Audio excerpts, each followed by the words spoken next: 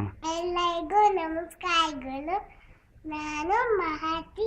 ನನ್ನ ತಂದೆ ಹೆಸರು ಶ್ರೀಕಾಂತ್.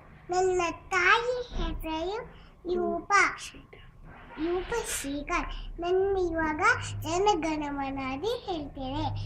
ಜನಗಣಮನ ಅಧಿನಾಯಕ ಜಯ ಹೇ ಭಾರತ ಭಾಗ್ಯ दाता पंजाब से गुजरात मराठा द्राविड उत्कल गंगा तब